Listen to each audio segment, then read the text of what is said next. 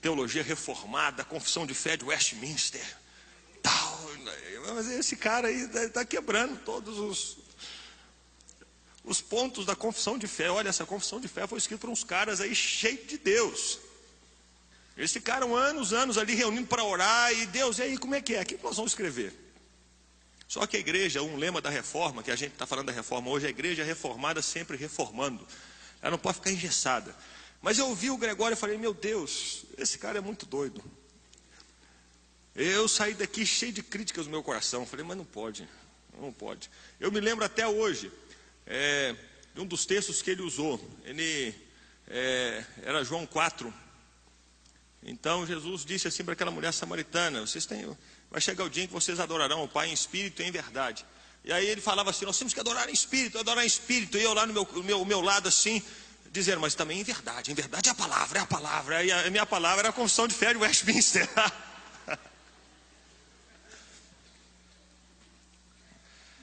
Eu sei que 10 anos para cá muita coisa aconteceu na minha vida. É esse processo de Deus aí. E tem muita coisa ainda para acontecer. Muita coisa para acontecer ainda. Até aquele dia. E depois eu fui ouvir uma mensagem do Gregório, depois num CD do Asas da Adoração. Eu disse, oh Deus, preciso de ti. Falei, nossa, que doideira, meu, esse cara, que legal, cara. Ali eu já tinha passado por um processo de Deus ali naquela época, porque Deus tinha quebrado a minha perna, num acidente de jet ski. Eu sabia que tinha sido Deus, e Deus me colocou de cama para falar comigo. E a primeira coisa que Deus falou comigo foi, ô Gustavo, você é muito orgulhoso, cara, você é arrogante, soberbo, você acha que você sabe as coisas, cara. Olha como é que você critica as pessoas, você acha que você é o melhor, você tem toda a teologia. Deus me julgou de cama para me fazer conhecer o meu próprio coração. E aí a minha oração era, Deus tem misericórdia de mim, eu preciso do Senhor. Aí nessa época, Deus trouxe para ela a música Eu Preciso de Ti, e depois eu ouvi o Gregório, Eu Preciso de Ti. Eu falei, puxa vida, que legal, cara, esse cara é crente mesmo. E alguns meses atrás, o Jorjão, esteve ministrando aqui, ele me entregou esse CD, Entre o Pórtico e o Altar, do Gregório. É um CD assim de mensagens. E como eu fui abençoado. Então, foram muitas as vezes nas minhas devocionais que eu colocava o CD para estar conversando com o Pai, orando ao Senhor. Eu me lembro que até lá no CTMDT, na devocional de manhã, eu disse, gente, vocês têm que ouvir isso aqui. Aí coloquei para o pessoal ouvir. Como me abençoou. Mas hoje, pela bondade do Senhor, a gente não vai ouvir o CD, a gente vai ouvir o Gregório, para compartilhar a palavra do Senhor conosco. E ele é pecador igual eu. Viu? Ele não é anjo, ele é pecador também, precisa do sangue de Jesus. Mas ele entrega a vida dele ao Senhor, como nós todos aqui. Então vamos orar primeiro por ele, para que Deus o abençoe nessa noite, para que use para falar conosco. Pai, abençoa o teu servo. Usa-o com poder e graça essa noite para falar aos nossos corações. Ó Pai, que ele não fique intimidado, preso por nada, mas que ele se veja livre, porque ele é livre em Jesus, e que ele se veja livre para compartilhar conosco a tua palavra. Abençoa-o, Pai. Abençoa, abre os nossos ouvidos e o nosso coração. Nós te pedimos no nome de Jesus. Amém. Olha, Deus. Eu tenho um grande amor. Se eu tenho uma santa paixão, Jesus, tu és o meu primeiro amor. Com anelo, santa paixão, eu tenho um grande amor. Se eu tenho uma santa paixão, Jesus, tu és o meu primeiro amor. Anelo, Senhor, mais santa paixão pelo Filho. Filho de Deus,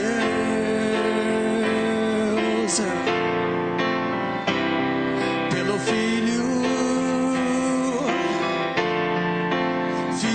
de Deus.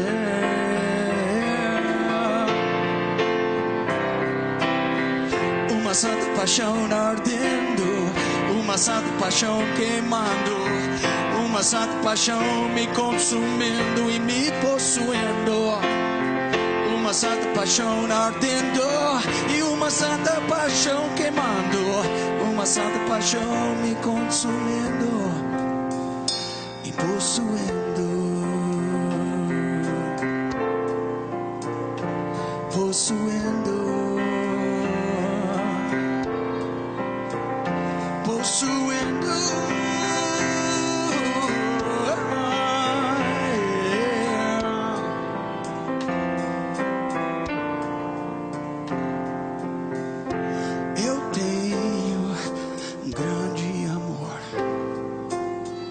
Se eu tenho uma santa paixão, Jesus, tu és meu primeiro amor, e eu anelo santa paixão pelo Filho, Filho de Deus. Eu tenho que ter, preciso ter, pelo Filho.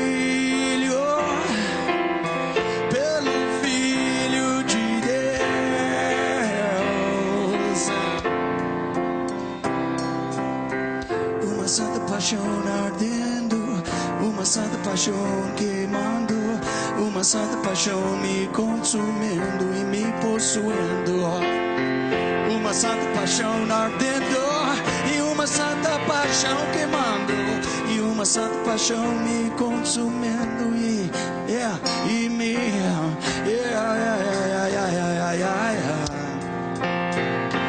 possuindo.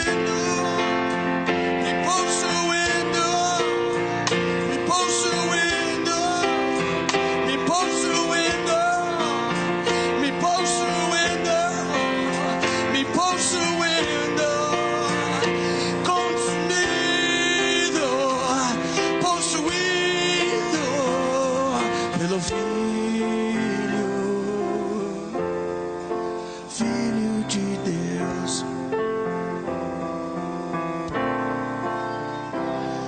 pelo Filho, Filho de Deus. Eu preciso ter, eu tenho que ter, pelo Filho de Deus, pelo Filho de Deus, pelo Filho de Deus, pelo Filho.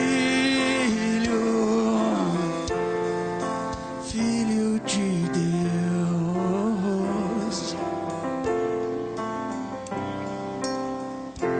e eu tenho uma santa paixão,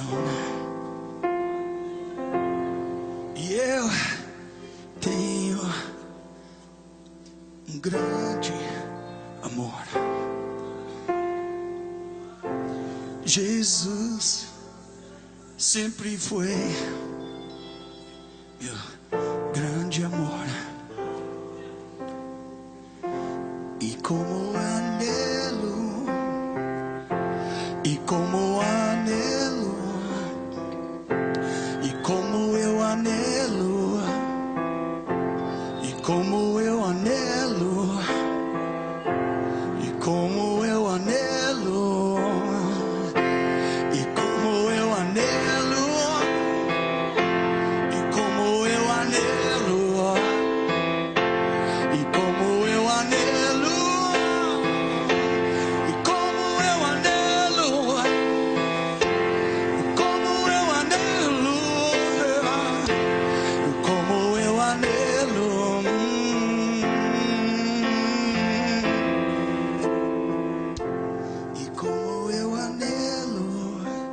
Santa paixão.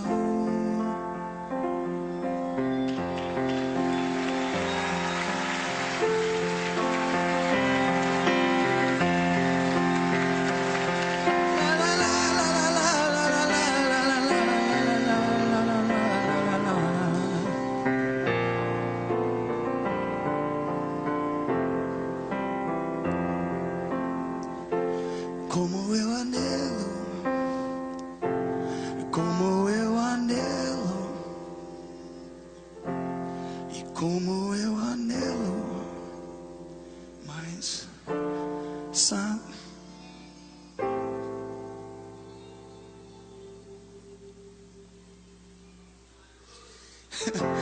como eu anelo, e como eu anelo, meu Deus, como eu anelo a santa paixão. Canta comigo, bem suave.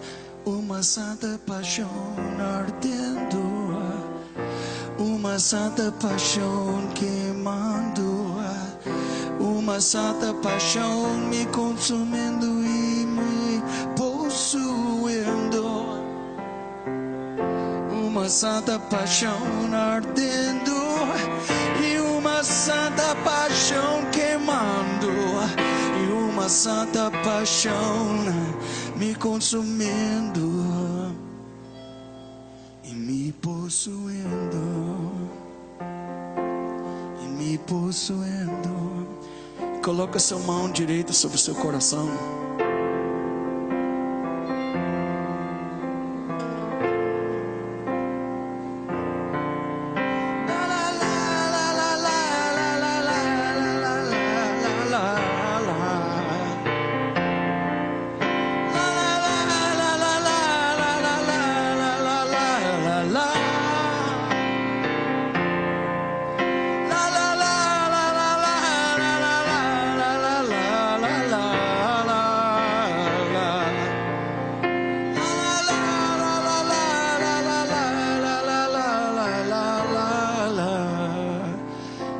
Ore comigo nesta noite. Senhor Jesus, fala comigo. Eu preciso ouvir, eu preciso sentir, eu preciso conhecer, eu preciso inspirar, preciso mudar em teu nome.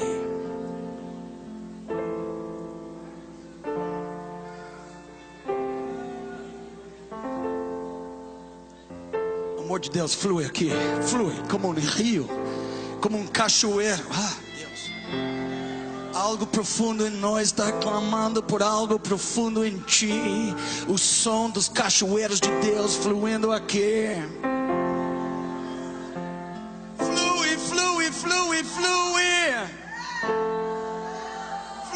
Espírito que habito em Jesus, o mesmo Espírito que ressuscitou Jesus habita em você, em você. Shokanamaya, Eyalamotuchiatatata. Ola mama na na na na na ya na na ya ya ya. You are ya la ya la ya la ya la ya la ya la ya. Ya ya la ya la ya la ya.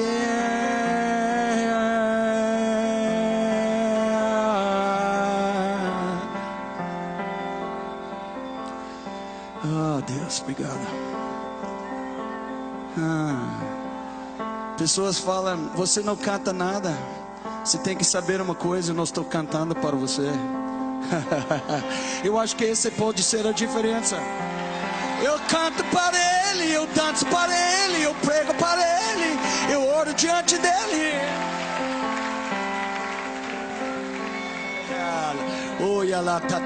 Deus está fazendo uma revolução, ou Ele não é Deus. Eu sou apenas um pequeno sinal do novo dia que está vindo sobre a igreja do Senhor. Sobre a igreja do Senhor. Sobre a igreja do Senhor. lugar, eu estou mais perdido que um cego num tiroteio. Olá, nata, titera. É sexta-feira à noite. Ou você fica aqui, ou você pode ir para o cemitério procurando uma coisa aí. Um dia eu estava no ônibus, eu passei Araxá.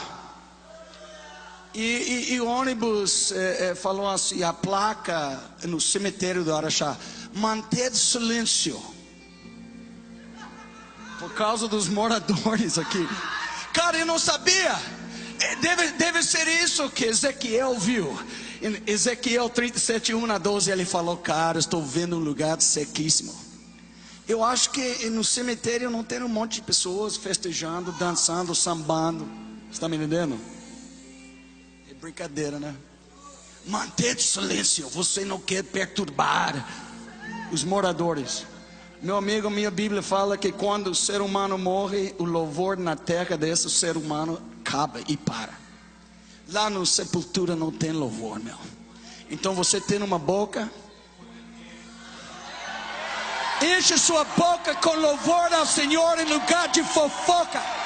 Deus vai liberar um espírito que arde, curando toda enfermidade de fofoca, de falar mal, de detonar com outras pessoas. Não fala mal, ou Deus vai te punir.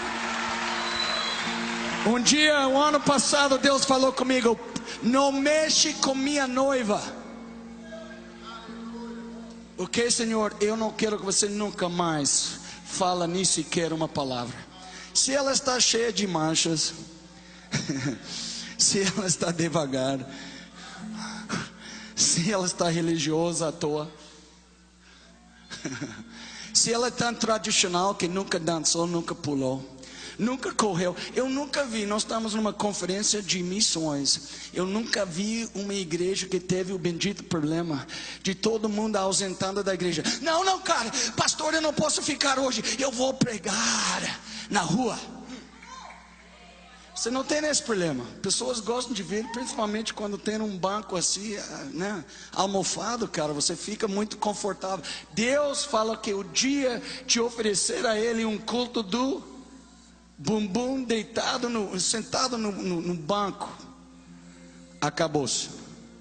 Agora eu vou abrir a palavra, não se preocupe. Uns estavam: eu quero a palavra, eu quero a palavra. Você vai ter a palavra. Ou ele não é Deus. É verdade. Vocês são preciosos. A Lagoinha, eu agradeço muito a Gustavo pelo comentário que eu sou doido. Todo mundo acha que eu sou doido. Eu acho que eu sou muito sano. Eu acho que a igreja é doido, amarrado com religiosidade. Eu acho que é doido quando você vê um monte de crentes com cara de vaca assim: Deus é bom. Que é bom, cara? Deus está querendo colocar um jato de açaí espiritual. Ele está querendo que o povo dele está bebendo o Red Bull sobrenatural. Não o Red Bull vendendo numa loja, mas aquele Red Bull, cara. Avivamento é isso. Todo mundo fala: não é bem assim. Não é? Então fala para Evan Roberts. O bicho não dormiu por 6 meses durante o avivamento de Gales. Sabe por quê? Porque ele bebeu do Senhor, meu. Ele tomou um gole do Senhor.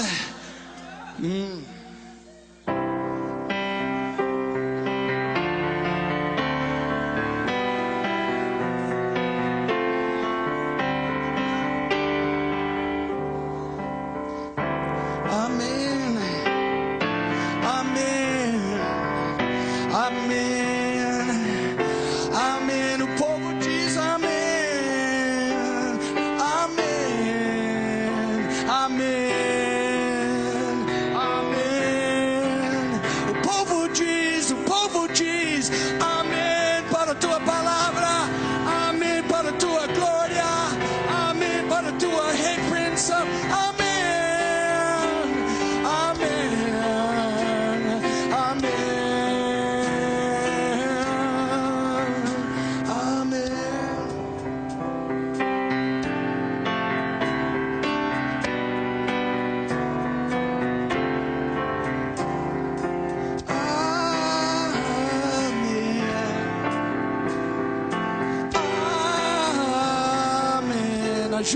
Senhor. Amém. Eu quero ser um testemunho vivo. Vivo. Amém. Canta comigo.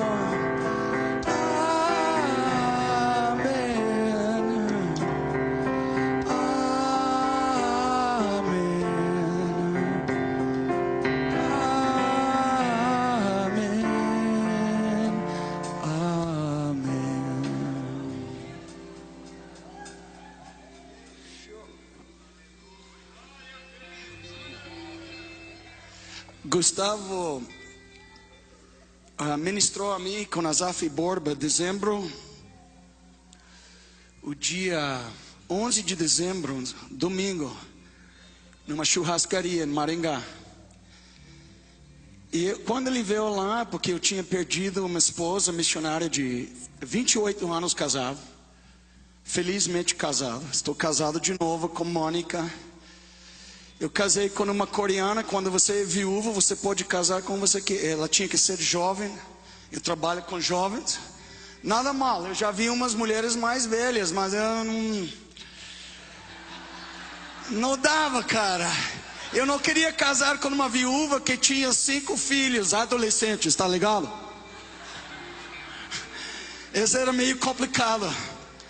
Eu teve uma milionária que declarou o amor dela por mim, cara. Eu pensei, meu Deus, cara, toda a banda pode ter Toyota Hilux. Até comprar um avião, né? Não, mas ela é preciosa, uma amiga na fé. Então, eu quero trazer uma palavra. Hoje de manhã eu estava falando para os pastores. Tinha uns pastores que estavam aí hoje de manhã. Esse cara estava aí. Sabe de uma coisa? Eu falei sobre desperto amor pelo Evangelho. E por que nós estamos aqui neste momento? Para despertar o amor pelo Evangelho. Porque eu já vi pessoas falando assim, ó, eu amo Deus demais da conta, mas eu não tenho tempo para Ele. Então sabe, se você não tem tempo, você está mentindo. Porque toda a sua vida pertence a Ele. Então eu quero falar uma palavra. Deus vai me ajudar, com certeza, cara. Eu preparei isso em fornalha de oração. Assim, ó, desperta revolução visionária. Desperta a capacidade de ver, o coração que vê. Hoje, sabe, que nós estamos numa hora de ter visão, sabe? Visão é o poder que você tem para ver e enxergar, sabe? E é interessante que Salomão, que perdeu muita coisa, sabe? Porque ele, né, nós sabemos que ele casou com 300 mulheres, já é complicado. 700 concubinas. Ele tinha ouro e prata, cara, tinha 45 mil cavalos, manga larga. Então o cara se perdeu. Mas um dia ele falou para todos nós, Provérbios 28, 19: onde não há profecia, o povo se corrompe. Mas minha Bíblia em inglês fala assim: onde não há visão, o povo se perde. Em outras palavras, o testemunho de Jesus é o espírito da profecia. Apocalipse 19, 10. E Deus está falando para nós e quer falar para nós nesta noite que visão é tudo para você e tudo para mim. O problema é que muitos de nós somos como os brasileiros em 1955, que só tinha a televisão preto e branco. E nós temos uma visão totalmente torta da coisa. E Deus quer liberar cores vivas, florescentes. Ele quer te dar as cores dos baianos de Salvador, Bahia. Laranja florescente, cor de rosa florescente, cara. Você anda em uns lugares em América Latina, os homens de negócio só tem 3 ternos. Marrom, coisa mais, se você gosta de marrom, então fica. Marrom parece a terra, beleza. Eu não posso usar marrom, parece que eu tenho AIDS e uma série de problemas, sabe? Que eu sou branco. Mas o brasileiro, eu comprava roupa em Belo Horizonte, cara, tem muito moreno, cara. E só tem cores assim, eu coloco e parece que eu estou morrendo de AIDS. Sério. Ele falou, te amo. Não se preocupe. Eu não só canto para Deus, eu estou pregando para Ele. Que eu quero ouvir o grande três. Já ouviu? Pai, Filho e Espírito Santo. Que bom, filho, continua pregando. Às vezes eu estou pregando, ele fala, para de pregar. E eu não estou contente. Vamos lá.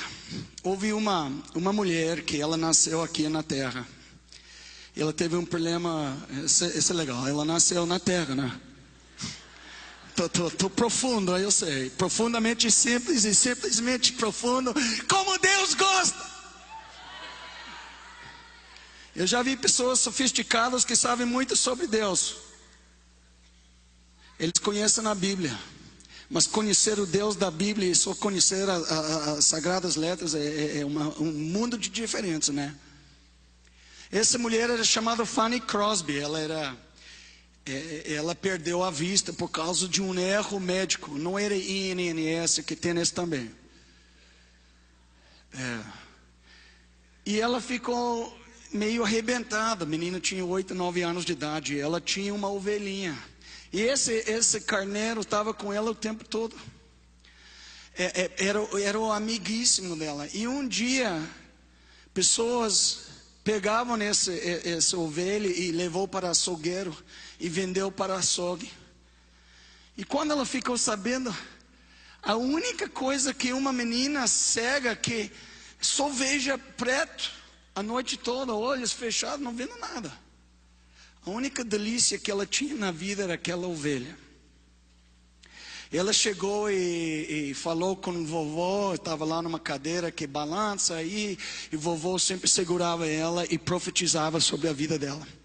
Sabe o que ela falou? Fanny, eu não entendo nada, você perdeu sua vista e agora você perdeu seu melhor amigo aqui. Eu não entendo isso, mas Deus tem algo especial para você nessa vida. Você é uma menina especial. Sabe o que aconteceu? Ela pegou uma caneta e começou a liberar uma poesia. Era chamada Contente. E era escrito assim, ó. Eu sou uma alma feliz, embora não podendo ver. Eu estou curtindo muitas bênçãos que outros não conhecem. E aí foi o Fanny Crosby, um dos maiores escritores de hinos, e ela era cego. Quando eu estava pregando em 2005, CTM, eu ganhei um livro chamado A Dádiva Preciosa de Deus. Quem conhece o livro? Eu ganhei do Lagoinho, cara. Eu li o livro 3 vezes, chorei barbaridade. No finalzinho, sabe quem era o escritor? Um cara cego a vida toda. Que homem profundo. Que homem tremendo, porque eles têm uma capacidade de ver, têm uma capacidade de ouvir. Você sabe, um dia um homem estava gozando do Fanny, que era já adolescente, falando, olha, sabe de uma coisa, você não está vendo a beleza da primavera aqui. O sol levantou, os pássaros estão voando, sabiá está aí, tão lindo, tendo bem te vi e quero. O que você gostaria de ver, menina, se você tivesse sua vista? Sabe o que ela falou? Escreveu a primeira canção dela. Eu quero ver a face de Jesus. Ela falou, se eu pudesse ter a minha visão. Sabe, todo mundo falava que essa mulher era profunda, sabe por quê? Porque ela tinha um coração que podia ver. Sabe disso? Mas ela escreveu um hino que é muito maravilhoso. Bendito segurança. Traduzido, mas eu traduzi não como português, então desculpe. Bendito segurança, Jesus é meu. Oh, que sabor da glória divina. Herdeiro da salvação, comprado por Deus, nascido do seu espírito, lavado no seu sangue. Vem cá, Fanny, me dá outra estrofa. Perfeita submissão, perfeita delícia. Visões de arrebatamento explodem na minha vista. Anjos descendo, trazendo de cima ecos de misericórdia, sussurros de amor. Ela tinha um coração que podia ver. Vocês sabem, na Bíblia, Davi tinha 2 profetas com ele. E a Bíblia fala na pura verdade que o profeta antigamente, 1 de Samuel 9:9, fala que era chamado vidente. Em outras palavras, ele tinha uma capacidade de ver e ver muito. E sabe, Ido e Gade eram dois videntes colocados na vida do rei Davi. Elias e Eliseu eram videntes. Elias estava ouvindo o som da chuva, vendo, sabe?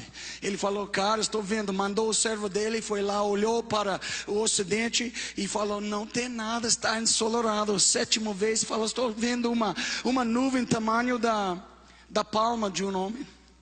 1 de Reis 18, 41, 45. E sabe que hoje eu quero falar um pouquinho sobre desperta visão. Desperta a revolução visionária em nossas vidas. Porque em seu coração você tem uma capacidade de ouvir e ver. E oxalá que todos nós aqui tivéssemos um coração que pode ver. Isaías era um profeta chamado profeta evangélico, o profeta maior. Eu ouvi Jimmy Star falando disso em Jocum. Profeta menor anda de ônibus e a pé ou do jegue. Profeta maior anda de avião. Eu não sei. Mas eu vou te falar, o profeta maior é diferente porque ele tem uma esfera de influência maior. E o profeta evangélico do Velho Testamento era nada mais e nada menos que Isaías. E Isaías era um camarada que andava lá porque a nação estava desobediente, a nação estava perdida. E ele andava, capítulo 3, uma vez falou, ai de vós. Capítulo 5, ele falou 6 vezes, ai de vós, ai de vós, ai de vós. Esse tremendo profeta, como meu pai espiritual, Leonard Ravenhill, pregava. Eu só vou citar essa porção do Leonard Ravenhill, que é muito, muito forte. Isaías, o profeta evangélico, que talvez liberou, se não me engano, 150 profecias sobre a vinda de Jesus. Ele teve uma visão tridimensional. Abre comigo em Isaías capítulo 6.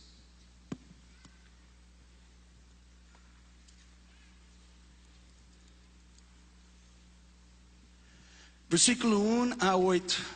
Por tempo eu vou pular rapidinho, tá bom? No ano da morte do rei Uzias, eu vi o Senhor assentado sobre um alto sublime trono. Versículo 5. Então disse eu, ai de mim, estou perdido, porque sou de lábios impuros, habito no meio de um povo de impuros lábios, e meus olhos viram no rei, o Senhor dos exércitos. Versículo 8. Depois disto ouvi a voz do Senhor que dizia, a quem enviarei? E quem há de ir por nós? Disse eu, eis-me aqui, envia-me a mim.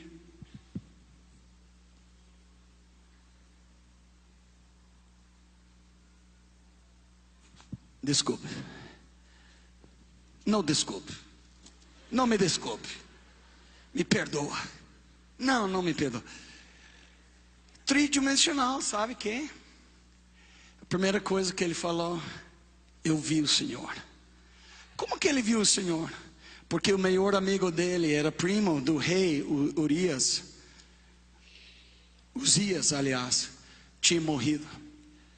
Leonard Ravenhill falava assim, que se você quer ter uma visão de Deus, você tem que ter morte na panela. Você tem que morrer, pessoas importantes, coisas que ocupam e atraem a sua atenção e sua afeição e seu carinho. Tem que tomar o último lugar. Impressionante isso. Era isso que Deus falou para Moisés, mostra-me, eu quero ver tua glória. Êxodo 33, 18, Deus falou, ninguém pode ver minha glória e viver. Deus não se revela a pessoas vivas, Ele só revela, diz Tamitene, a pessoas mortas. Então na primeira visão que ele teve, eu me lembro anos atrás, aquele homem negão, cantor Ron Canoli, Coffeyville, Kansas, veio para Brasil, São Paulo, Belo Horizonte. Eu vi o Senhor e Ele é alto e exaltado. E né? Lembra da canção? Sabe de uma coisa? Nós trocamos essa canção hoje em dia. Nós estamos falando, eu quero ver chuva, eu quero ver, né? Outra coisa, cara, nós trocamos. David Keelan andava pelo Brasil, inflamando o Brasil com abre os olhos do meu coração, eu quero te ver. Mas vendo Deus hoje em dia parece que perdeu o valor que é a coisa. Eu falei hoje para os pastores, eu anelo ver mais glória. Por quê? Porque eu sei que existe mais glória. Mostra seu caminho, mostra sua face, mostra sua presença manifesta. Sabe de uma coisa? Deus é omnipresente, mas um mundo de diferença da presença de Deus manifesta. A presença de Deus, a mão poderosa de Deus liberada. Quando eu vi isso, eu entendi o precioso Isaías. Sabe o que ele falou? Ele falou, eu vi o Senhor. Sabe, cada um de nós estamos precisando dessa visão, sabe? Essa é uma visão assim. Jesus falou em João 12:32, ele falou assim, se eu será exaltado, eu vou trair o mundo inteiro a mim. Então Deus está querendo que você e que eu tivéssemos uma visão, né? De levantar o Senhor em sua vida, em sua maneira de viver, em seu testemunho, em seu evangelismo, em suas orações, em sua vida devocional, em sua consagração, em sua dedicação, lugar do trabalho, na escola onde você estuda, no posto de gasolina, na fila do banco. Ele quer que você levanta, sabe? Nós estamos em um dia onde nós temos a maior honra. Eu falei para Deus tempos atrás. Eu falei 3 coisas que eu quero fazer na vida. Fazer o nome do Senhor notório. Isaías 64:2. Eu quero que Ele ganhe toda a fama. Eu sou um cachorro morto. Eu sou um cão da rua, meu. Eu não sou apóstolo ou profeta. A pessoa fala, você é um profeta. Não, eu não sou profeta de nada, cara. Eu sou um pequenininho, cara. Um peregrino que está passando por este mundo. Mas sabe de uma coisa? Eu quero gastar cada dia, de cada hora, de cada minuto da minha vida para glorificar o Senhor. Jesus 17:4, Ele falou assim, ó, palavras. Eu te glorifiquei na terra. Que honra! Eu estava pensando nisso, a questão de agradar a Deus. Hebreus capítulo 11, versículo 5. Oh, Enoque deixou um testemunho de haver agradado. Cara, existe uma coisa melhor de honrar, glorificar Deus, fazer o nome dele notório, de honrar o Senhor. Existe? Eu digo não, eu digo 1000 vezes não, não existe. 1 de Samuel 2:30. Ana, em suas orações, ouviu Deus falou, aquele que me honra, eu honrarei.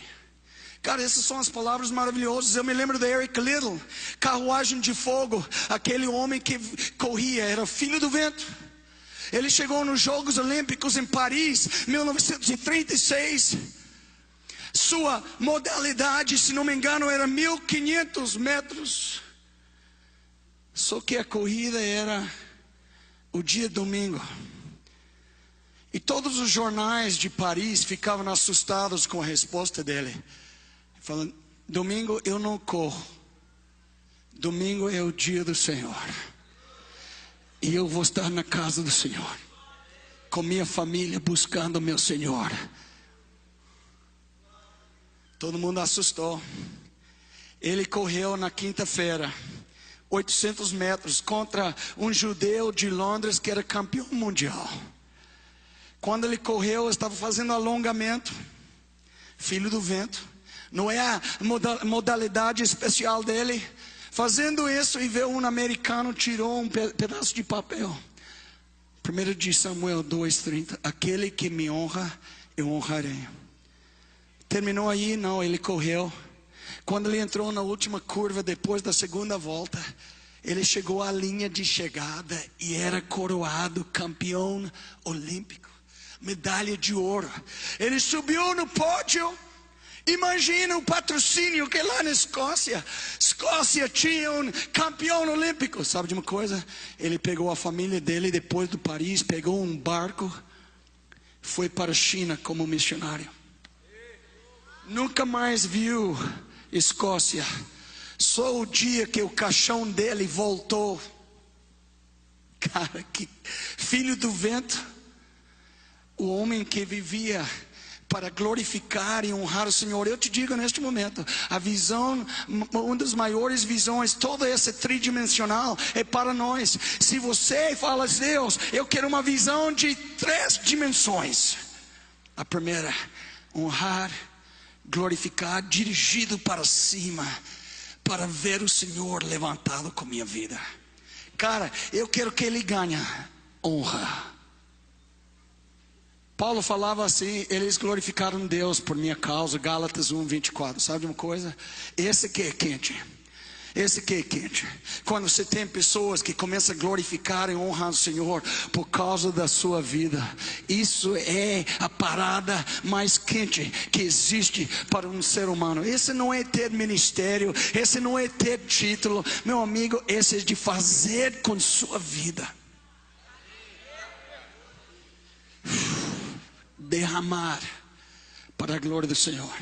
A segunda visão que ele teve, lembra que 7 vezes ele falou, apontou o dedo e falou, ai de vós. Mas aí, quando ele viu o Senhor, versículo 5, ele falou, ai de mim. A visão que ele teve era dirigido para dentro. Ele viu o coração dele exatamente como estava.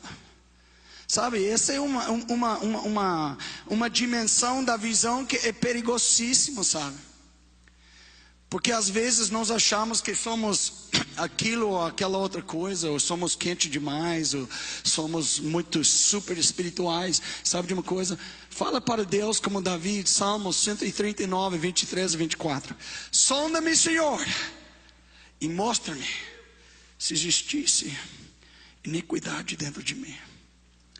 Você sabe quando o avivamento vem, sabe que é a marca principal?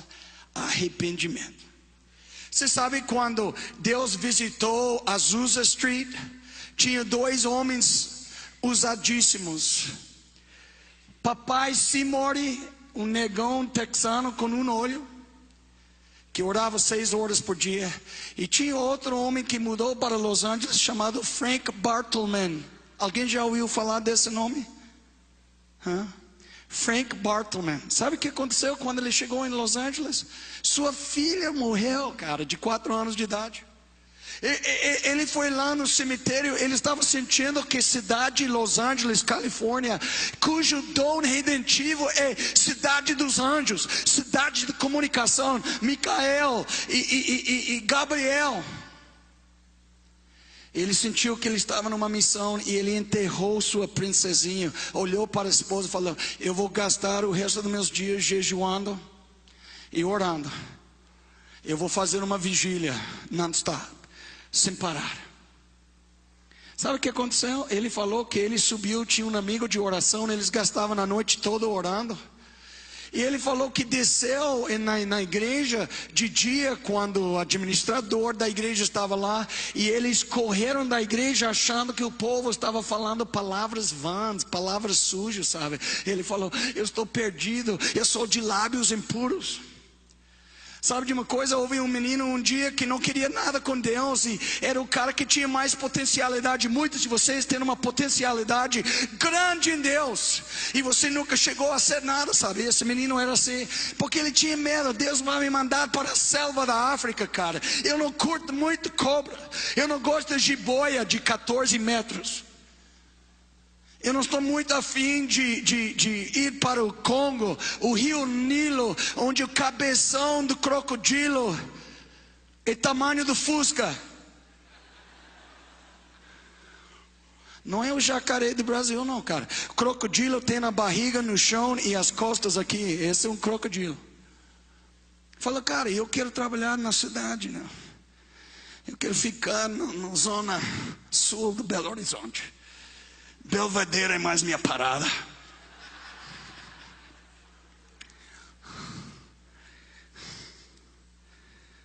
Sabe?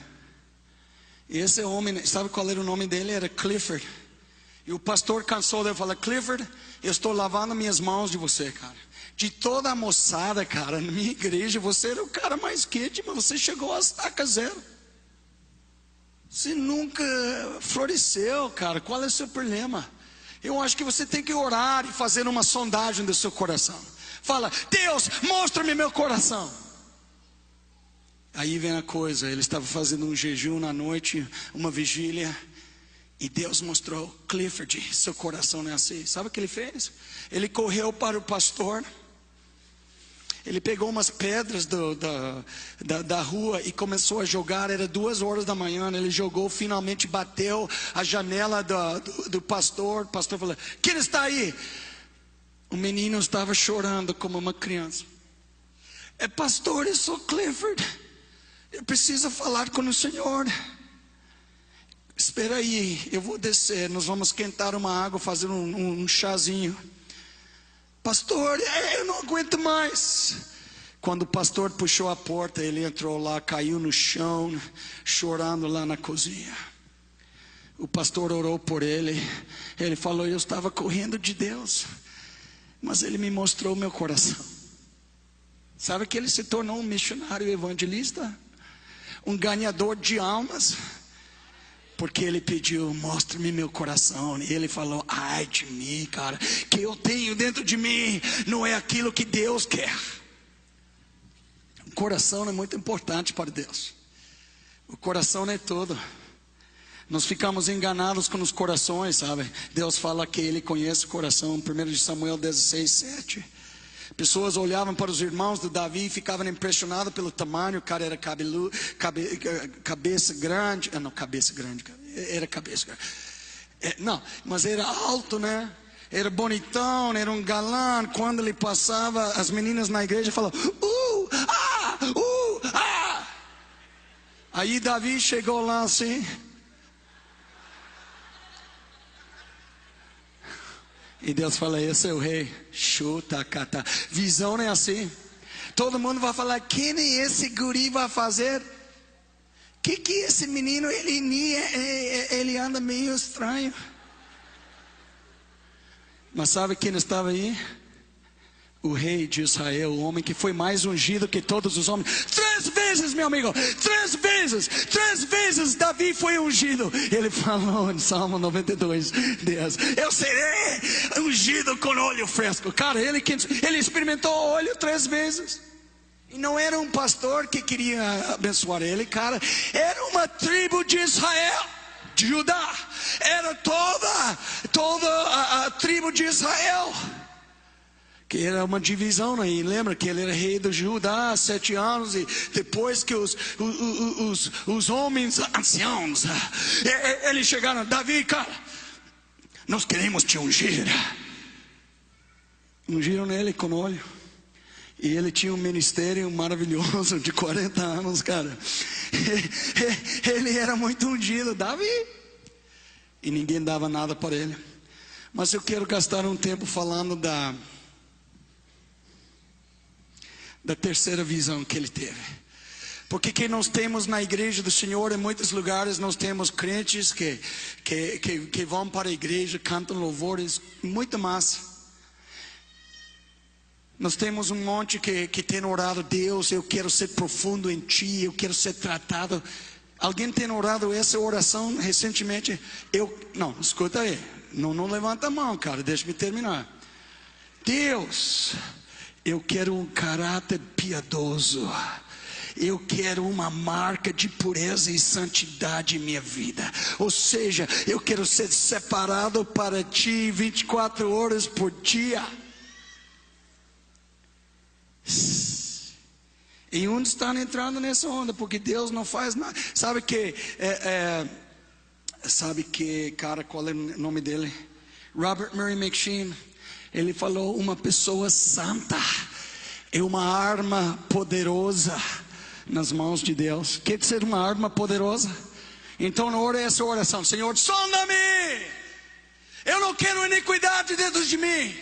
Eu não quero cuspir em sua cara, Senhor. Eu não quero pular e caminhar sobre o sangue santo que Tu derramaste. Outro dia uma mulher veio lá procurando. Ela odiava homens lá em Curitiba. Estava pregando na praça, quarta-feira à noite, com os catadores de papel. Muito massa, cara, muito massa. Deus visitou, os caras se converteram, muito massa. Mas essa mulher falou: eu vim para receber oração. Eu quero que Deus converte meu namorado. Estou morando com ele. Não vou orar por seu namorado. Você tem que converter. Largar aquela besta. Não, mas eu quero que ele tenha amor por Deus e depois nós vamos caminhar. Não, negativo. Qual é o problema? Não, me desculpe, eu não vou gastar uma oração para abençoar você assim. O problema não é o seu namorado, o problema é o seu pecado. Ela ficou ofendida. Fala: não fica ofendida. Cara, aí eu entendi. Sabe por que ela ficou chateada? Que eu era pastor dentro da igreja. Ela começou a namorar um cara e o pastor chegou lá em frente e denunciou ela diante da igreja. Que legal, né? Você confia num pastor e ele abre o jogo para que todo mundo saiba. Esse é infiel, desleal, né? Então eu chorei com ela e finalmente: pega light, sabe? Eu não tenho nada contra você, mas vamos orar. Eu orei, mas eu falei: não vou orar por esse cara. Esse cara tem que converter. Você tem que parar de pecar. Muito interessante. Mas o terceiro, vamos lá. Isaías capítulo 6. Isso é totalmente precioso, sabe? Se você pudesse pegar essa dimensão, se você pudesse ter essa visão, é a visão de olhar para fora das quatro paredes.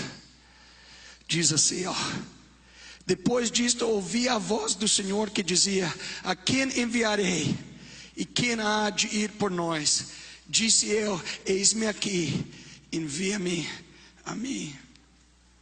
Sabe quem? Eu recebi isso de um amigo que... Terra Selvagem, quem conhece? É maravilhoso. Mas deixe-me falar um pouquinho sobre o que aconteceu. Eram meninos estudando na Universidade Evangélica, perto de Chicago, a Wheaton Universidade. E esses homens eram 5, mas tinha 4 que eu conheço. Ed Macaulay, que era um filho de papai, que era um orador de uma língua, um paladar de ouro. O cara ganhava campeonatos como orador dentro dos universitários. O cara era, olha, afinado. Tinha Nate e Phil Saint, outros jovens cursando a universidade. E outro cara era Jim Elliot. Jim Elliot era do estado de Oregon. E sabe de uma coisa? Jim Elliot começou a desafiar esses caras. Todos eram atletas. Ele falou: cara, o que você vai fazer? Terminar sua carreira, a sua universidade, formar e voltar para Chicago e ganhar rios de dinheiro, bicho. Vamos fazer uma coisa com sua vida. Vamos fazer um desafio. E ele ouviu dos índios lá, que eram canibais. Canibais é que gosta de comer, né? O ser humano é crua. Então nesses canibais estavam lá, cara, ele ficou pirado, né? O cara estava ficando contagiado com a questão de missões. Cara, vamos para Equador, em meio da selva. Vamos trabalhar com índios, canibais. Eles gostam de comer, não é só carne morena, mas carne branca. Peito de frango. Ele começou a ficar falando: não, cara, você está viajando, bicho. Eu vou formar, vou casar, vou construir minha casa, vou ter 3 carros na garagem, está me entendendo? Vou comprar uma televisão plasma de 84 polegadas. E todos os dias o cara estava terrível. Ele fala: cara, você é um cara parado, cara. Vamos fazer uma coisa com nossas vidas, tá certo? E eles fizeram. Finalmente ele convenceu os camaradas, se casaram. 5 homens. Um era piloto de avião, Nate Saint. O irmão dele era escritor. O Ed Macaulay, o cara que pregava paladar de ouro. E aí eles foram para o Equador. Finalmente entraram em contato com os índios, os canibais. Eles pousaram na praia de areia no Rio, lá perto do Brasil mesmo. E os canibais chegaram lá e acabou matando eles e manchando a areia com sangue de 5 missionários. E tinha uns que tinham filhos, casados. Coisa impressionante. Você sabe o que aconteceu com essas notícias? Quer saber? Sabe o que aconteceu quando universitários que estavam estudando na Inglaterra, no mundo de inglês, Canadá, Estados Unidos, eles fecharam a matrícula? Era 1957. A morte desses 5 missionários mexeu com jovens universitários, cara. Ele queria ser médico, ela queria ser dentista. Ele falou: que adianta, cara? Esses 5 se deram sua vida para a tribo dos canibais. E liberou uma onda de missões que foi totalmente sobrenatural. Eu estou falando de milhares e milhares de jovens se mandaram para a Ásia, se mandaram para a Indonésia, se mandaram para o Oriente, se mandaram para a América do Sul, sabe? E você fala, por quê? Influência. Porque o jovem queria um desafio. O jovem vive para ter um desafio. Vamos a ter um desafio de ter uma visão que olha para fora, uma visão que está vendo o seu mundo, sua geração, entendendo como Keith Green falou: você é responsável para a sua geração, seu mundo é seu. E eu fiquei impressionado. Mas você quer ver o nível? Aqui está o nível. Disseram lá em Nova York que os navios chegavam para levar os brancos missionários. Uns eram casados, muitos não, solteiros e solteiras. Uns até tinham filhinhos. E sabe onde eles estavam indo? Eles estavam indo para a África. Um lugar que era chamado o cemitério dos brancos. Você sabe qual era a faixa etária dos missionários naquela época? 2 meses, meu amigo, 2 meses. E se uns ficavam mais de 2 meses, era 6 meses. E toda a família achava uma loucura, cara. Como que meu filho e minha filha, e nesse país civilizado, estão embarcando para a África, cara, que só tem malária cerebral, febre amarela e todo tipo de doença? Sabe o que eles falaram? Ah, não, nós temos que ir. Sabe por quê? Porque eles não conhecem Deus Pai. E nós queremos fincar a bandeira salpicada do Cordeiro de Deus. Esse é meu desejo de fazer para Ele. Agora você quer ouvir? A família estava lá, pastores da igreja despedindo dos jovens, tá certo? Eles estavam lá, aquela choradeira despedindo. Eles tinham todas as suas roupas e pertences em uma mala de couro, né? Não. Eles tinham comprado caixões. Eu vou te falar uma coisa. Compraram caixões. Sabe por quê? Porque eles estavam indo para uma vida que não era sossegada. Eles estavam indo para uma parada que significava uma certa morte. Mas ele fala, vale a pena. É como esse menino um dia falou: você não é um nécio se você dá aquilo que você tem para aquilo que você não pode perder. E você vai ganhar aquilo que... Você não é um nécio se você dá aquilo que você não pode segurar para ganhar aquilo que você não tem. Que legal. Você sabe que um dia Paulo, ele levantou, eu estava falando dele hoje de manhã para os pastores. Paulo levantava diante do rei Agripa e o Festo falou: cara, você está totalmente fora da casinha, Paulo. Ele falou: não, eu quero que todos sejam como eu sou, cristão, mas sem essas algemas. Atos 26, 28. Mas sabe que Paulo começou a falar? Ele começou a falar o que aconteceu com ele. E ele falou para todos os presentes. Ele falou: ô rei Agripa, eu não fui desobediente à visão celestial. Você sabe qual é a visão celestial? De um mundo perdido. A visão celestial é um mundo perdido que precisa conhecer o Senhor.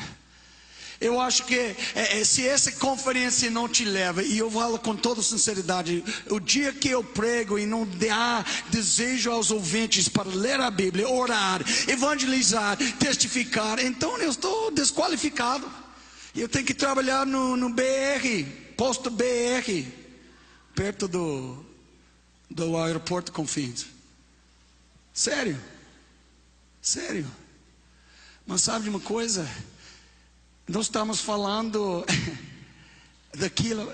Você sabe que meu pai espiritual liberou um livro chamado Por que Tarda o Pleno Avivamento? Mais de 1 milhão de cópias traduzidas em diversos idiomas ao redor do mundo. Sabe o que ele falou aqui na introdução do livro dele? Ele falou: vale a pena viver com os valores eternos de Deus.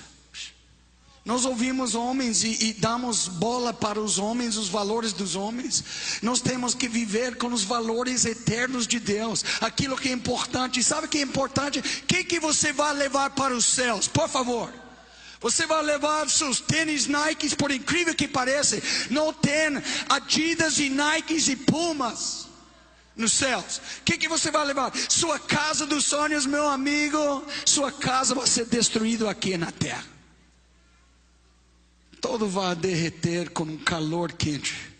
E a única coisa que vai durar para sempre é a palavra do Senhor. Então nós temos, se a sua palavra é eterna, nós temos que bancar nessa palavra. E sabe de uma coisa? Valor celestial. Valor, visão celestial. Sabe que Leonard Ravenhill, seu livro Por que Tarda o Pleno Avivamento, além disso ele falou: todo o dinheiro ganhado com a venda desse livro, olha o que ele falou, vá para o campo missionário. Meu, que lindo, né? Você sabe que ele dedicou o livro dele para 3 jovens. A Bíblia fala que os jovens, quantos jovens tem aqui? Jovem é uma idade. Se você é um jovem e você está sonhando, então você é velho para chuchu. Porque a Bíblia fala que os jovens terão visões e os velhos sonharão. Atos 2:17. E muitas pessoas estão sonhando porque comem muito pizza, comem muito cachorro quente, né? É muito feijoada, sabe? E tem sonho. Cara, quando eu vejo um jovem que está sonhando, sabe que esse cara já é velho. Eu já vi homens jovens que chegam lá no púlpito, 18 anos de idade. Paz do Senhor, meus irmãos, vamos orar. Oh, santo Deus. Você não fala assim no colégio, meu? Você fala, e aí, barato, cara, sabe o que é velho, sabe? Da hora, e chega no público, eu quero saudar os irmãos com santa paz. Vamos orar. Oh, Deus. Sabe o que é? Ele deve estar sonhando, deve ser um velho. Tem uns mais velhos aqui que estão tendo visões? Não! Se você está tendo visões, então você é jovem, cara. Não importa, fios brancos, cara, você pode pintar o cabelo. Ou raspar o cabelo, melhor ainda. E Leonard Ravenhill falou: eu quero dedicar isso a 3 jovens que não foram desobedientes à visão celestial. Primeiro, ele falou do David Wilkerson. Lembra dele? Um pastorzão da igreja Assembleias de Deus, de uma igreja de 100 membros lá no estado no mato de Pensilvânia. Lembra desse homem? Quem que lembra? Cruz do Punhal, Nick Cruz, cara que andava com canivete e gostava de cortar, sabe, como açougueiro corta picanha. Era um matador com 14 anos de idade. O pastor David Wilkerson ficou lá em casa e ele tinha um problema, um vício de assistir Corujão à noite. Ele gostava do filme do Bang Bang, sabe, aqueles índios. É que a vida dele era tão devagar, cara, que ele assistia aqueles filmes do Bang. sabe, e você já viu quando eram velhos filmes, o cavalo estava montando, mas o cara estava parado, sabe? E mostrava as montanhas, que era um cartaz atrás de montanhas. Eu falei, esse não é genuíno não, esse é hollywoodiano. Então, cara, ele estava tão devagar em Deus, até um dia ele recebeu a revista tipo Veja, chamado Time americano. Na capa da revista tinha adolescentes sendo algemados, indo para o tribunal, e eram matadores de outros adolescentes. A guerra dos gangues. E quando ele viu essa visão, sabe o que ele fez? Pegou a televisão numa coisa boa, levou fora e queimou no holocausto para Deus, botou querosene e falou, nunca mais. Sabe o que ele fez? Começou a orar, e um dia ele chegou em Nova York e começou a trabalhar. Lembra que Nick chegou lá, o pastor estava de gravata e não tinha sapatos, que o ladrão roubou os sapatos. Estava de gravata e terno, cara, sem sapatos. E ele estava lá, falei, Nick, falou, cai fora, cara, eu vou te cortar em meu pedaço. Pode me cortar, bicho, mas cada pedaço vai gritar, Nick, Jesus te ama, Nick, Jesus te ama, Nick, Jesus te ama. Aquela noite Nick Cruz se converteu, nunca mais matou, começou a ser um vaso de justiça, um tubo de ouro onde Deus derramava e abençoava vidas. Começou o desafio jovem.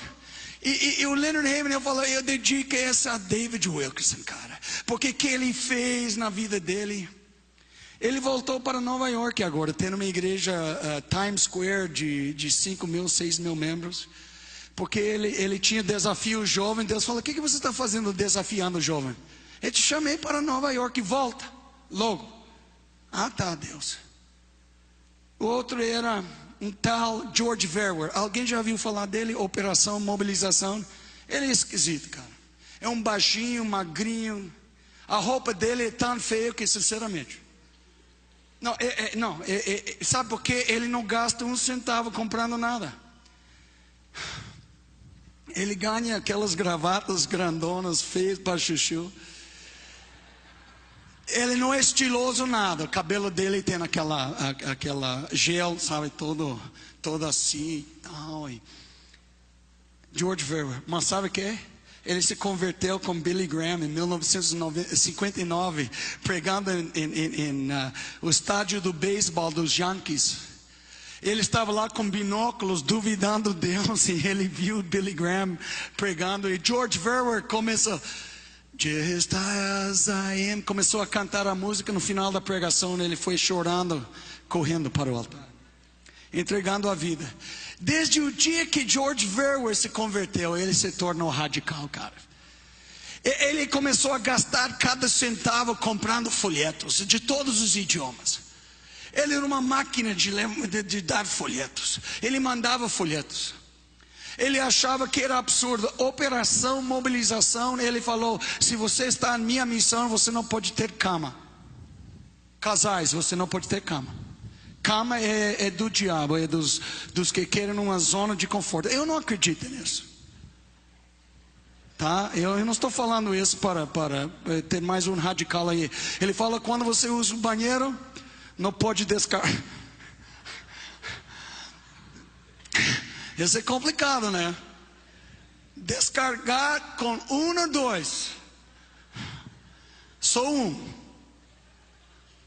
Um não pode. O outro, por favor, faz favor para todos nós. Ele era muito pirado. Ele estava estudando no colégio, universidade, Instituto Bíblico, Moody, maior evangelista americano no século XIX. Estava estudando lá e apaixonou por uma mulher, que é normal, né? E ele falou, eu estou orando sobre uma esposa, e eu acho que você é a esposa. E começou a namorar, e aí progrediu até o noivado. Um dia ele levou ela para o parque, os gansos estavam lá, os patos nadando na água, as crianças, e ele olhou para a esposa e ela falou, Jorge, eu estou com fome. Falou, então espera aí, Ele saiu lá, eu não posso gastar meu dinheiro comprando uma coisa, não. Esse dinheiro é de Deus.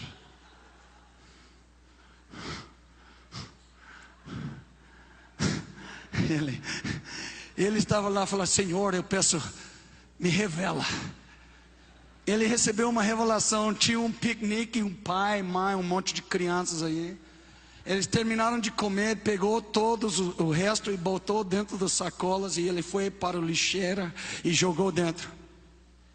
Senhor, manter a cabeça dela olhando para os bonitos patos nadando. Ele chegou lá, olhou, ela não estava olhando, olhou para a esquerda, olhou para a direita e puxou a sacola. Achou um sanduíche que só tinha uma mordida. Pegou um copo de plástico, botou água morna aí e falou: queridinha, eu achei seu almoço de hoje. E ele tirou do papel e falou: aqui. E ela falou: cara, mas quem tomou mordida? Eu acho que é muito gostoso. Não mentiu, mas ele não comeu. Um dia ele estava dirigindo e ela estava no carro e falou: Jorge, você notou uma coisa? Você sabe que maridos são meio cegos, né? Você sabe, a mulher vai no salão de beleza, arruma cabelo, né? Tem aquele ninho de abelhas, tipo Assembleias de Deus, que tem todo tipo de pássaro, né? Posando aí. Essa era de onda, sabe? Em umas igrejas anos atrás. Era muito engraçado, cara. Meu, que ninho. E acontece no salão de beleza, sabe? E ela foi lá, e ela foi no shopping e comprou um vestido. Falei: George, você não notou nada? Não, é só que o mundo está indo para o inferno e nós temos que fazer uma coisa. George, eu comprei. Ele freou e quase bateu o carro. Não, você não usou dinheiro comprando roupa? Sim, cara, aquela roupa que você me deu não presta. Você pegou do tataravô aquela coisa e ela era muito mais gorda que eu, imagina. Engraçado, ele é muito pirado com missões, cara. Missões está nas veias dele. Cara, ele tem uma visão das almas perdidas. O cara é animal. Ele deu uma equilibrada nos últimos anos. Agora, quando ele prega, ele usa um paletó com mapa mundo, formato do mapa mundo, equilibrado. Ele tem aquela bola de ar que as crianças brincam fazendo vôlei na praia, né? Aquela bola de ar. Vamos, Johnny, brincar. Onde boa viagem, mas não tem tubarão? Tem. Não pode nadar em mar aberto. Ele vem lá, abre a Bíblia e tem a bola com o formato do mundo. Com o paletó, formato do mundo, fala: que bom, eu estou sentindo realizado aqui. Sabe, ele ama demais aquilo que Deus ama, que na verdade são as pessoas. Eu me lembro, anos atrás, eu estava viajando por toda a América Latina. Eu terminei seminário, eu estava vindo embora para o Brasil e eu preguei em 11 nações, ou 10 nações. E quando eu estava viajando, eu vi aquela canção: We are the world, we are God's people. Lionel Richie, Stevie Wonder, Michael Jackson, cantando uma canção profunda. Sabe que eles estavam cantando e gravou esse CD para liberar milhões de dólares para ajudar os acampamentos dos refugiados, onde Sudão, Etiópia, pessoas morrendo, maior parte das pessoas morrendo cada dia, mulheres e crianças. E eu vi isso, eu falei: e sua igreja? Sua igreja estava vendendo CDs, cantando outra coisa. E é interessante que eu comecei a falar, cara, mas parece que ter no ser humano é mais humano que a própria igreja. E sabe o que Deus falou? Sabe qual é o escândalo hoje em dia? Que o coração da igreja não está preocupado com as almas perdidas. Em si, não estou falando de você. Você está aqui, então esse é um sinal que você está interessado em missões. Que você tem uma coisa acontecendo com missões. Algo está acontecendo. Houve um homem num dia que orou assim: Senhor, quebranta meu coração com aquilo que quebranta seu coração. Sabe quem era o homem? Um homem de negócio de Califórnia. O nome dele era Dr. Bob Pierce. Ele fez uma viagem pelo Oriente, pela Malásia, Tailândia, Camboja, Vietnã. Ele foi para a Índia, e Paquistão, e Afeganistão. Ele deu uma volta na Ásia. E quando ele voltou, ele levantou um ministério chamado Visão Mundial. Você sabe por que ele viu? Você sabe que é muito sério.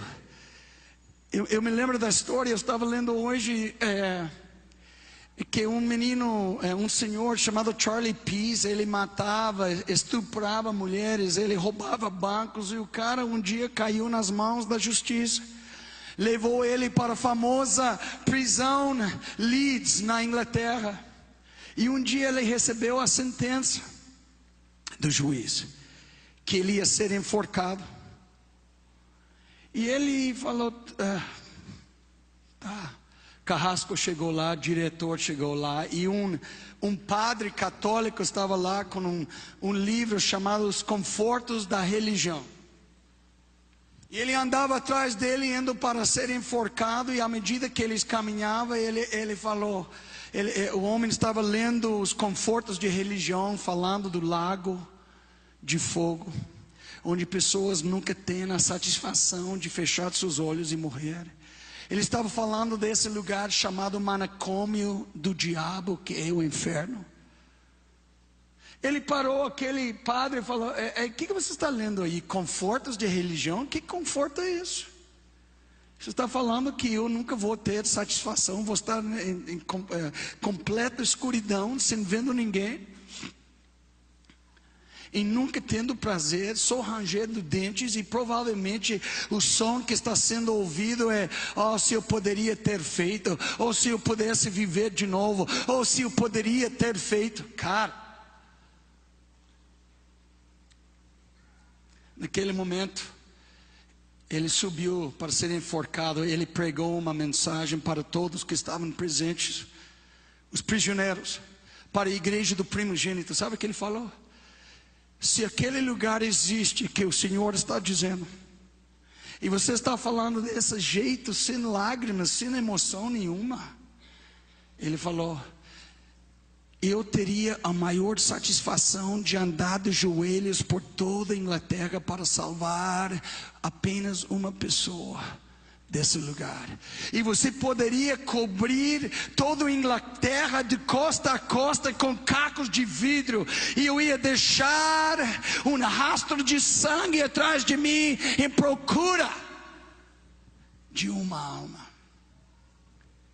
O que você daria para uma alma? Jesus veio para buscar e salvar o perdido. Lucas 19:10. Ele andava com falta do ar atrás do perdido. Você sabe quem? Ele era totalmente louco, sabe? Era um ganhador de almas que nos ensinou o melhor caminho. Mas para ter isso, nós temos que ter uma visão. Você sabe que houve um missionário tremendo em Birmania, que hoje em dia é chamado Myanmar. Na verdade, era o primeiro missionário americano no exterior, 1800. O nome desse homem é Adoniram Judson. Ele era filho de um pastor, e ele foi para Nova York tentando a vida de teatro com um amigo chamado Jacob Eames. Jacob Eames levou ele longe dos caminhos do Senhor. Ele se desviou, e ele queria aparecer no teatro e tornar um ator. Após de um ano todo quebrado, sem dinheiro, ele estava voltando para casa. Quando ele voltava para casa, ele parou numa pensão, aí, um albergue, e ele entrou lá e falou: vocês têm uma cama para mim? Eu estou morto de cansaço, estou no meio do caminho, estou voltando para a casa do meu pai. Falou: olha, nós temos uma cama, mas só tem um detalhe, é do lado de um quarto onde um menino está bem doente. Ah, não tem problema, eu posso ir lá. Aquela noite ele estava dormindo e ele ouviu do outro lado da parede, ouviu pai chorando, mãe chorando, um pai agonizando. Ele viu uma pessoa supostamente bem doente, tossindo a noite toda. Quando ele acordou de manhã, Adoniram saiu de lá, ele falou: está meio pesado aqui. Falou lá no balcão, pagando a conta: por que está tão pesado aqui? Ah, lembra daquele menino do lado? Ele faleceu durante a noite. Faleceu? Cara, que droga. Ele falou: e qual era o nome dele? Deixa-me ver. Ele olhou o livro e falou: o nome dele era Jacob Imes.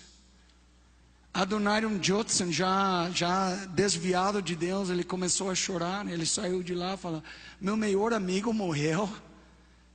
É surreal, eu não acredito. E sabe o que ele fez naquela hora? Deus, eu vou dedicar o resto da minha vida. Eu vou dedicar meus dias. Eu vou dedicar tudo que eu tenho para esforçar para a salvação do povo. Porque meu amigo morreu e eu não sei onde ele está. Ele não estava nada bem quando eu vi ele a última vez em Nova York. E Jacob, cara, não acredita, Deus, Jacob. Ele voltou para casa e falou: pai, eu preciso voltar para Deus. Ele começou a estudar, se preparar para missões e finalmente ele foi para Myanmar. Quando ele chegou lá, ele enterrou 3 esposas, 5 filhos. A primeira esposa, a Ana, que era a paixão da vida dele, quando ele enterrou ela, ele abriu um buraco na selva e ele ficou sentado lá olhando o buraco negro por 2 anos. Quando a equipe dele estava lá em Myanmar, todo preocupado com ele, falou: cara, se pirou, está longe. Ele ficou prisioneiro por 2 anos, porque era branco e Inglaterra estava numa guerra com Myanmar. E eles penduravam ele e torturavam ele na prisão, penduravam ele pelo tornozelo, sabe de uma coisa? Um dia ele estava pregando e um grupo de pivetes começavam a pular em cima da garganta e ele perdeu a voz e começou a babar pela boca. Sabe o que aconteceu? O cara voltou após de 43 anos para a cidade intelectual americana, onde tem Harvard, MIT, universidades dos craques. E ele voltou lá e ele chegou para falar e ele esqueceu do inglês. E ele, quando falava, ele tinha um lenço aí, ele babava falando e tentava falar. O pastor pegou ele e falou: cara, você tem que ser chutado dessa igreja, você é uma vergonha. Você não consegue nem falar direito. E o que é esse negócio, lenço enxugando sua boca? Ele falou: pastor, um dia eu estava pregando o evangelho.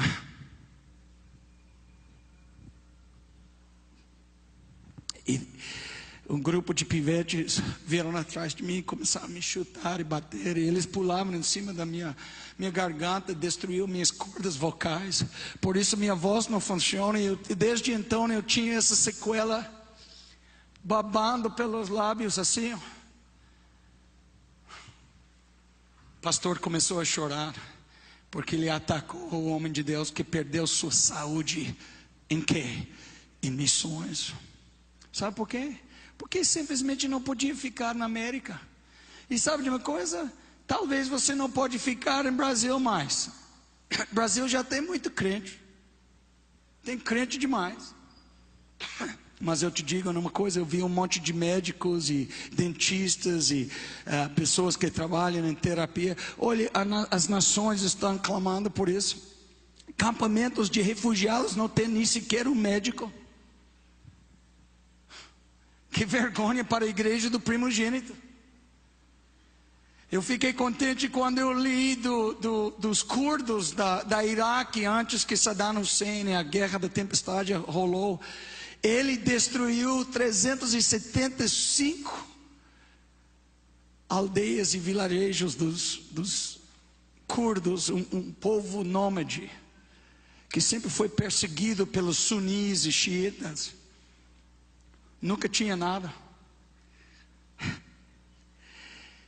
Eles morreram, ele jogava veneno em cima deles. Centenas de milhares de curdos morreram. Sabe de uma coisa? Islã é muito legal, né? Que é nada, Islã não faz nada para os próprios muçulmanos. Porque Islã não tem um Deus amoroso Pai. Islã é nada menos que submissão, via morte, via ameaça, submissão e domínio mundial. Esse que significa islamismo. Sabe quem está lá ministrando no Iraque do Norte? Graças a Deus, cara. Sabe quem? Um monte de médicos de Alemanha, Holanda, Inglaterra, Canadá, Estados Unidos, Austrália, enfermeiras. E sabe que estão aí pregando o evangelho. E esses muçulmanos curdos estão se convertendo, falando: cara, vocês têm uma coisa, onde que vocês têm esse amor? Impressionante, né? Impressionante. Curva sua face esta noite.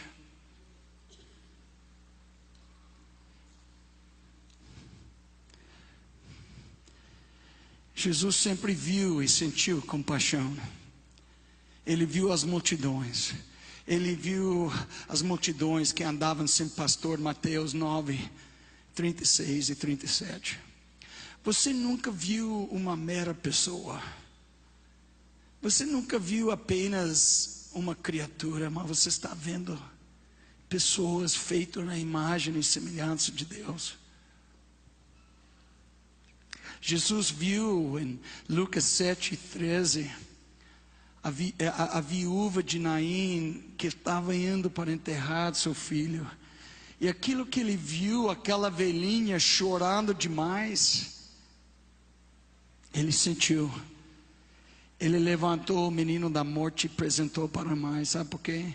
Porque aquilo que ele viu, ele sentiu.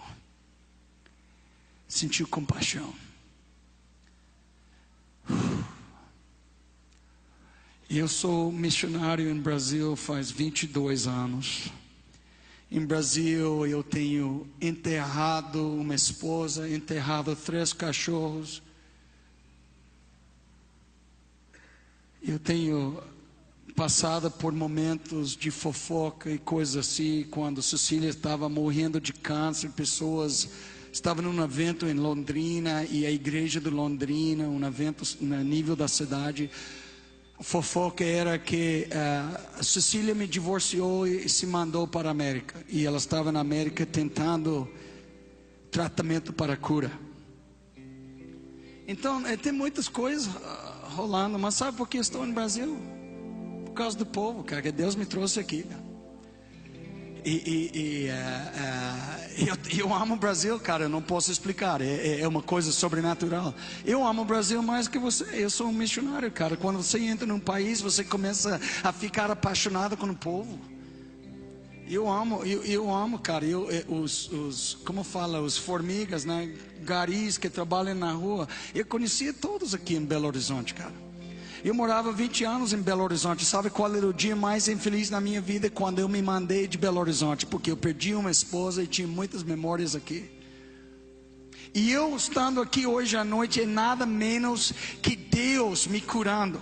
Um bálsamo que está sendo liberado. Eu gastei, cara, eu pregava na rua em Belo Horizonte. Eu já vi, eu fiz reuniões muitas vezes com o Jorjão.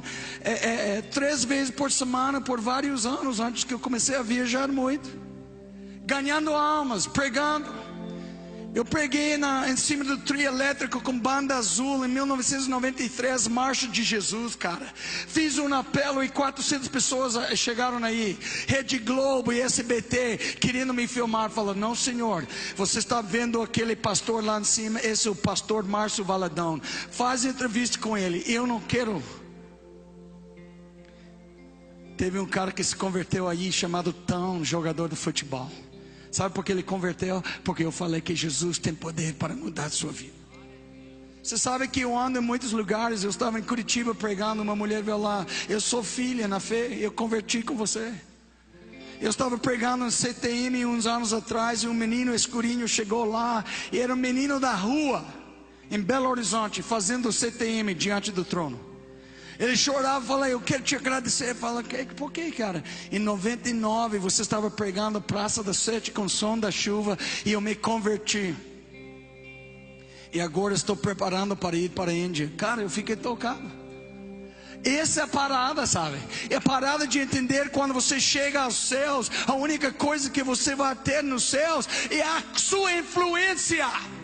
As pessoas e vidas que sua vida tem impactuado. E quando você chega nos céus, Deus vai falar, Filho de Deus vai levantar do trono de Deus Pai. Falou: vem cá, filha, Débora, levanta. E quando Débora levanta para vir para frente, um monte de nações, um monte de pessoas que foram influenciadas pela vida. Sabe o que? Visão celestial, visão dele. Eu vi o Senhor. Ai de mim, eu sou de lábios impuros. Eis-me aqui, envia-me a mim.